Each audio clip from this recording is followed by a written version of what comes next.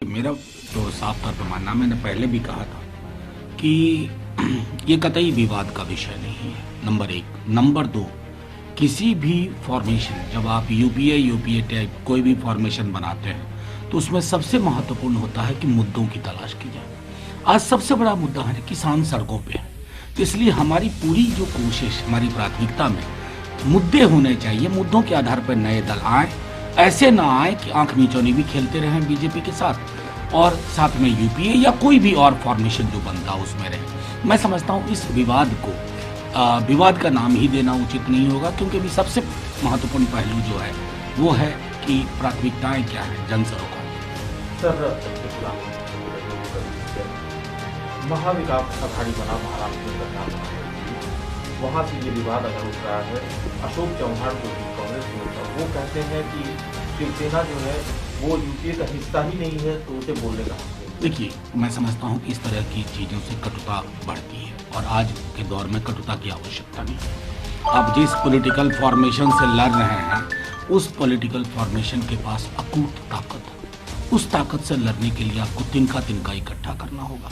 लेकिन हाँ, एक बात मैं फिर से दोहराऊंगा कि डबल ये चीज़ नहीं होना चाहिए कि एक तरफ आप कई पॉलिटिकल पार्टी ऐसी हैं जो गाहे बगाहे विपक्ष के साथ होती है, लेकिन ज़्यादातर उधर आंख मिचौनी करती रहती है। उस तरह की चीज़ों को भी विराम लगना चाहिए। सर, अभी आपने कृषि कानून के किसान सड़कों पर बैठे हुए हैं और अलग अलग राजनीतिक दलों का ये मुद्दा है। अलग अलग राजनीतिक दलों उन्होंने कहा है कि वापस लेना चाहिए। दूसरी तरफ सरकार का है, तोमर साहब का कहना है कि ये स्वागत योग्य है कि किसान संगठन वापस बातचीत के लिए लौट रहे हैं। साथ ही उन्होंने ये भी कहा है, उन्होंने भरोसा दिलाया कि किसानों की जमीन कहीं नहीं जाएगी, उसको कोई नहीं ले सकता है। खुद जो रक्षा मंत्री राजनाथ सिंह हैं, वो कह रहे हैं कि एमएसपी को लेकर के या जो जमीन का है मसला, इसको लेकर के किसानों को कोई संदेह नहीं होना चाहिए। ना तो एमएसपी खत्म होगी, ना ही जमीन जाएगी। ये बार बार एश्योरेंस दिया जा रहा है, फिर भी विवाद है। नहीं, देखिए, एक बात समझना होगा, चाहे केजरीवाल साहब हों, राहुल जी हों, हमारे नेता तेजस्वी जी हों, मैं स्वयं हूँ, तोमर साहब हों, राजनाथ सिंह जी हों, किसानों की बेहतरी किसान से बेहतर कोई नहीं समझ सकता। आप उसके विजडम को चैलेंज मत करिए। ये जो बार बार कह रहे हैं कि ये खत्म नहीं होगा, कानून के अंदर क्यों नहीं है ये बात? कानून के अंदर होनी चाहिए ना, तब भरोसा बढ़ता है। और हम तो लगातार देख रहे हैं, बिहार की मैं आपको उदाहरण दूं, मक्का का पता कर लीजिए, एमएसपी क्या है और खरीद कैसे होती है। आप जो मार्जिनल फार्मर थे, आपने उसको एग्रीकल्चरल लेबर में बिहार में तब्दील कर दिया। यही इबारत हर जगह लिखी जानी है। मैं इसलिए हाथ जोड़ के लगातार विनती कर रहा हूँ कि सरकार 2 कदम पीछे हटे, इन कानूनों को वापस ले, क्योंकि 2 कदम पीछे हटने से मैं समझता हूँ संदेश जाएगा पॉजिटिव, अन्यथा आपकी हठधर्मिता पूरे खेतीहर समाज को समझ में आ रही है। सर, अभी जिक्र कर लेते हैं, क्योंकि पश्चिम बंगाल में चुनाव जैसे जैसे करीब आएंगे, वहाँ पर भाषाई राजनीति का एक अलग ही स्वरूप देखने को मिलेगा। अभिषेक बनर्जी, शुभेंदु अधिकारी, जो कि शुभेंदु अधिकारी 22 साल तक टीएमसी के साथ थे, शुभेंदु अधिकारी जब बीजेपी में ज्वाइन हो गए हैं तो अभिषेक बनर्जी ने निशाना साधा है। पहले सादा स्कैम को लेकर के उन्होंने कहा कि इसके ऊपर पर्दा डालने का, जो स्कैम के बारे में जो भी तथ्य थे उनको छुपाने का काम होना चाहिए। दूसरा, उन्होंने कहा कि ये एसिम्प्टोमेटिक कोविड पेशेंट हैं। क्या कहेंगे? मैं समझता हूँ ये पहले व्यक्ति नहीं है जिन्होंने कोरोना का प्रतीक के रूप में इस्तेमाल किया। गिना दो बीजेपी के लोगों के नाम जिन्होंने विपक्ष के लोगों के लिए कोरोना वायरस शब्द का इस्तेमाल किया।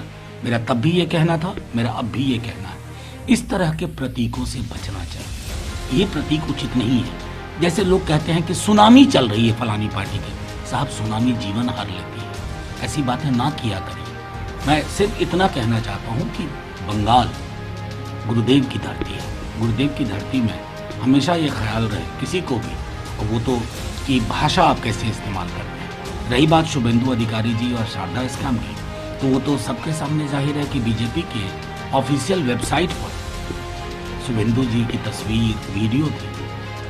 ज्वाइन करते ही वो वीडियो का ये क्या दर्शाता है? सर, एक और 2 राज्यों का मामला है। महाराष्ट्र में भी कुछ लोगों को नोटिस दिया है, खड़गे साहब को नोटिस दिया है, संजय राउत की वाइफ को नोटिस दिया है, और भी कई नाम है। दूसरी तरफ पंजाब में अमरिंदर सिंह के बेटे को ईडी के सामने पेश होना है और ब्लेम वही आता है फिर से कि केंद्र जो है वो केंद्रीय एजेंसियों का इस्तेमाल कर रही है विपक्षी दलों के खिलाफ। केंद्र सरकार कहती है, केंद्र सरकार से जुड़े हुए जो भी लोग हैं वो कहते हैं कि हमारा कोई रोल नहीं है, सब अपना अपना कानून समझ काम कर रहे हैं। ये हास्यास्पद लगता है सुनने में भी और इस पर प्रतिक्रिया देने में भी।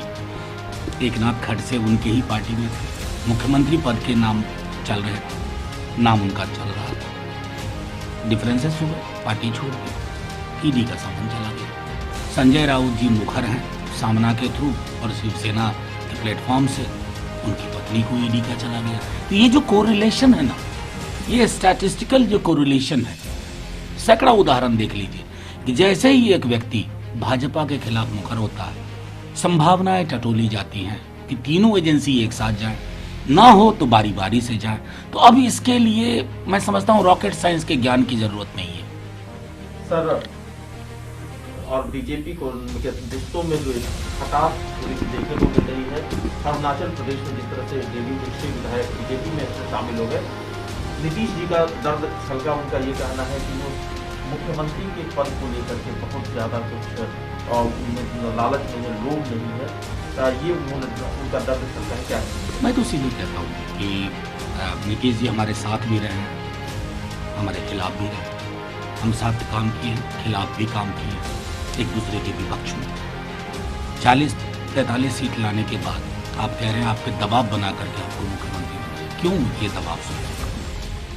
क्या मजबूरियां हैं इस दबाव की? एक तरफ अरुणाचल में आपके विधायक तोड़ लिए आते हैं, साथ में 6, और आपके लोग प्रतिकार तक नहीं कर पा रहे। कम से कम एक सख्त प्रतिकार जाता तो संदेश भी जाता। मैं तो सीधे तौर पर ये मानता हूं कि आप तो लालू जी के साथ भी काम किए नीतीश जी, एक लंबा आपका अनुभव रहा है। ऐसी कौन सी मजबूरी है?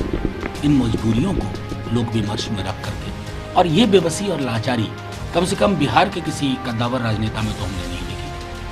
सर, आरसीपी बनाया गया, उन्होंने भी जो अपनी पहली प्रतिक्रिया दी उसमें उन्होंने कहा कि हम अपने अलाइंस को जो है नुकसान नहीं पहुंचाते हैं। साथ में जो एक निशाना साधा गया लव जिहाद को लेकर के जो कानून बनाए जा रहे हैं उसको लेकर के निशाना साधा गया कि लव जिहाद के खिलाफ जो कानून बनाए नहीं, तो उसमें मैं समझता हूँ देश में भी मुखर होकर बोलना होगा ना।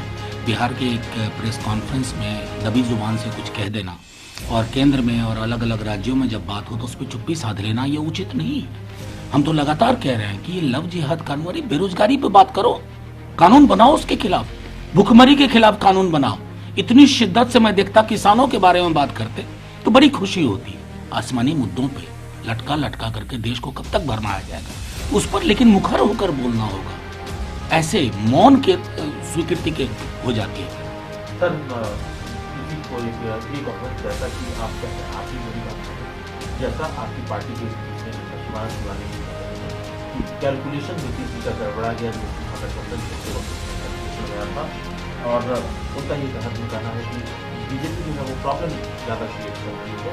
और क्या आप इसके साथ रखते हैं? देखिए, मेरा सीधे मानना है कि उन दोनों का अंदरूनी मामला है, लेकिन हम ये जान रहे हैं कि 17 में पीपुल्स मैंडेट बीजेपी की गोद में सौंपना, मैं समझता हूं कि अगर कभी आत्मकथा लिखेंगे ना नीतीश जी तो शायद इसका जिक्र होगा।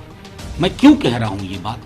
जब आप किसी मैंडेट को छेड़ते हैं, उसको खत्म करते हैं, उसके साथ इरादे के साथ कुछ ऐसा करते हैं जो लोग एक्सपेक्ट नहीं करते, आपको चुनाव में जाना चाहिए था। आपने चुनाव में ना जाकर के एक हारी हुई पार्टी को बुरी तरह हारी हुई पार्टी को आप सत्ता में ले आए, ये उचित है?